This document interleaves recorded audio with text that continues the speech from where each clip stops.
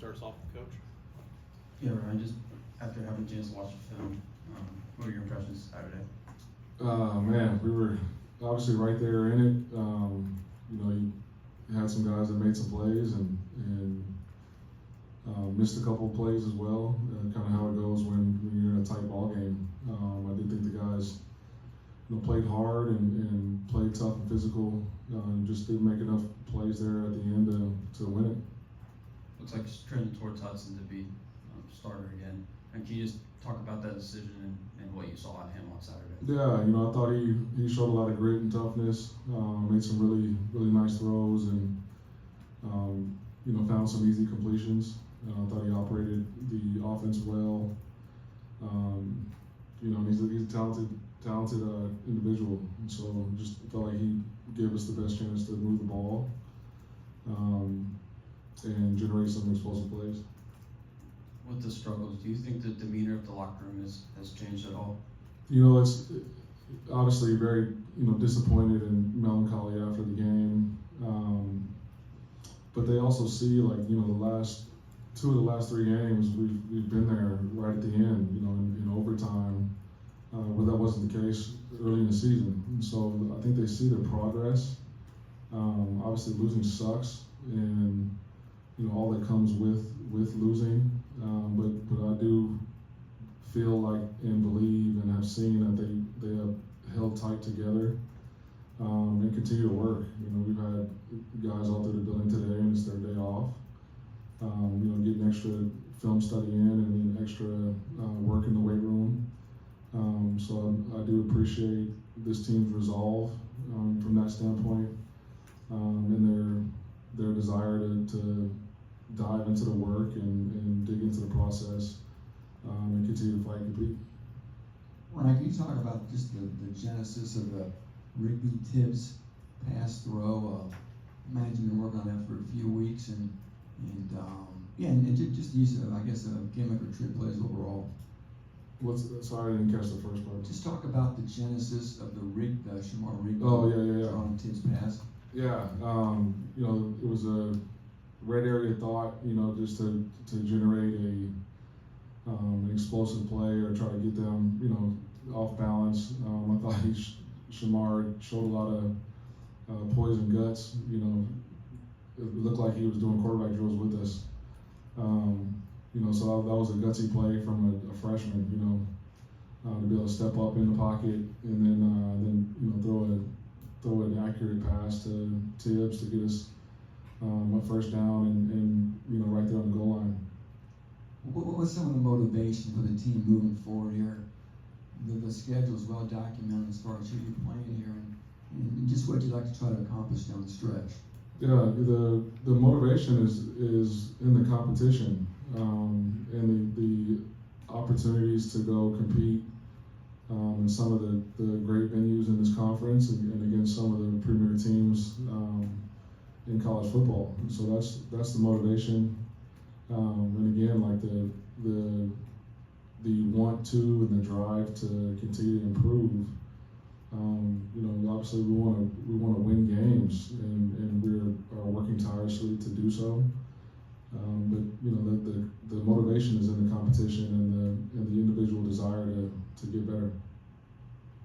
To follow up on what he was asking about the gimmick play, it seems like there's been at least one of those per game since you took over as play caller. Is it something that you felt was missing earlier this season, or something that you thought was just opening up? Yeah, you're just trying to find ways to catch the defense off guard. When you show that you're willing to call and execute trick plays like that poses problems for the defense to try to work on what potentially could be coming.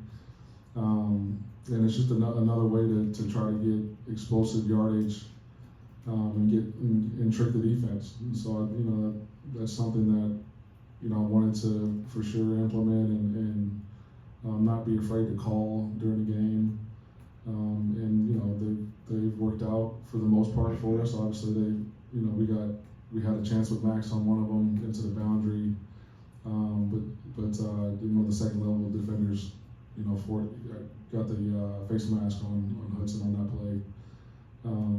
yeah, you know, just trying to be creative and generate some excitement and some explosive yardage. You say generate some excitement. Is that as much with the team as it is anything else? Like, do you feel like players? Yeah, they have fun with it. I mean, that's everything we do is for the players, right? And so that's, you know, they have fun with those type of plays. You know, you should have seen their reaction after Shamar made the pass.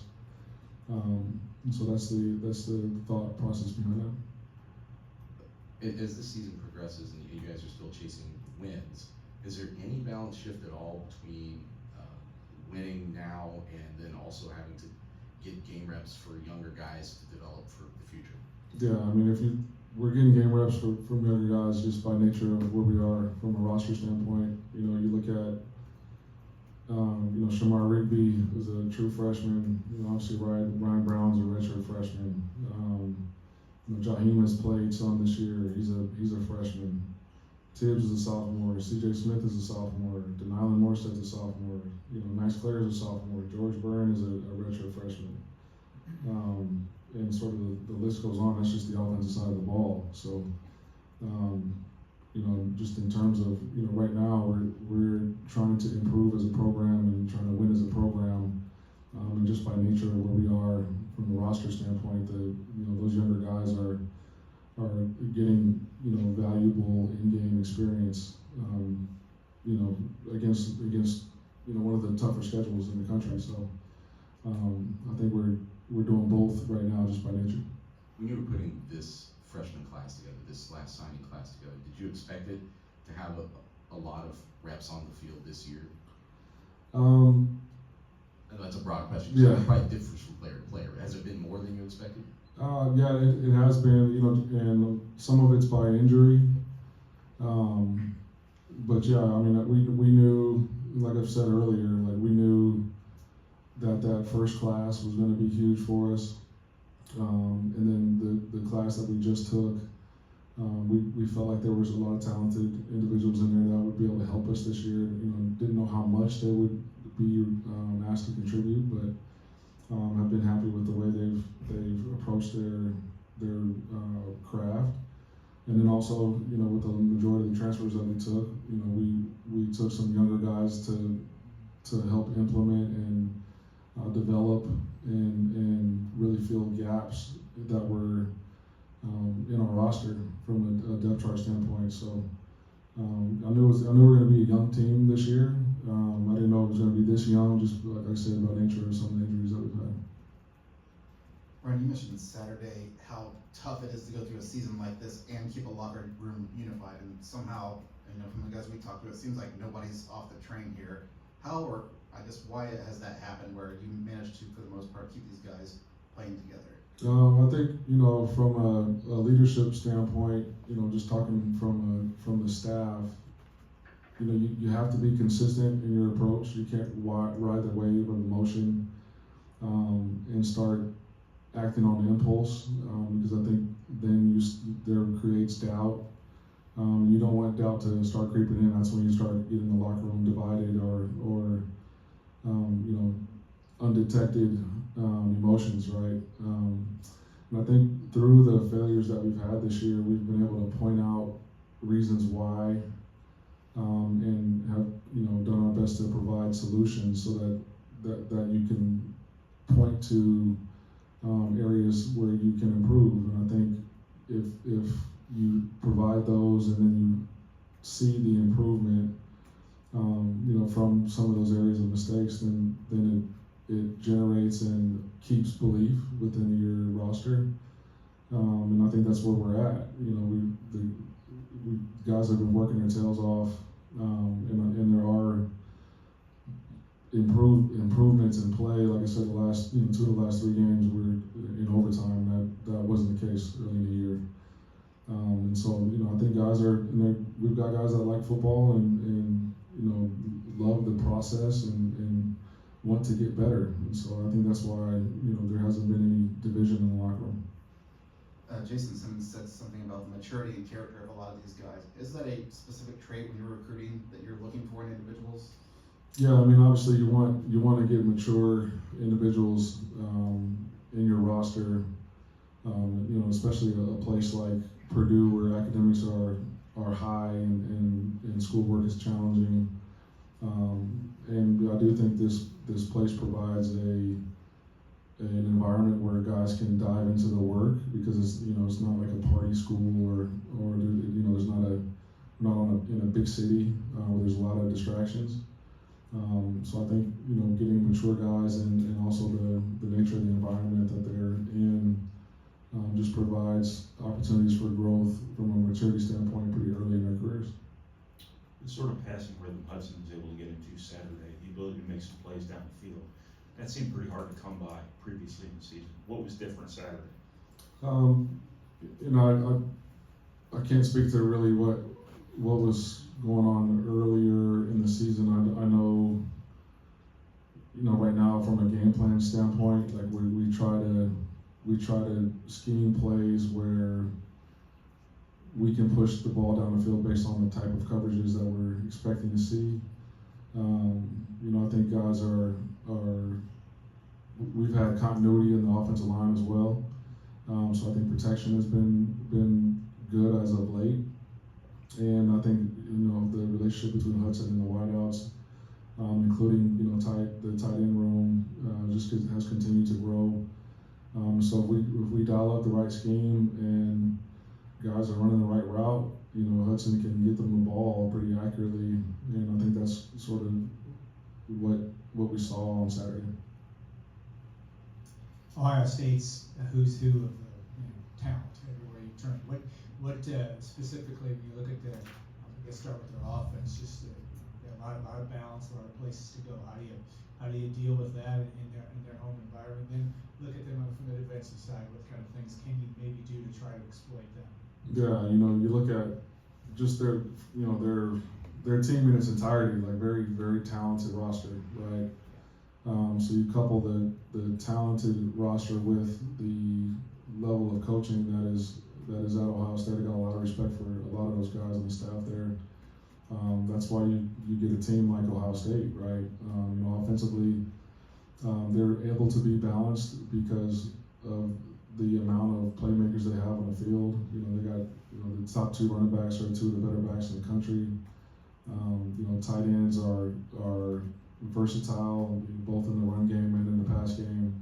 And then obviously, like, the history of the wideouts that they have there sort of speaks for itself. And they got as talented a freshman receiver that I think, you know, we've seen. And then on defense, you know, obviously very, you know, you see a lot of guys that on the field that you're going to be seeing on Sundays.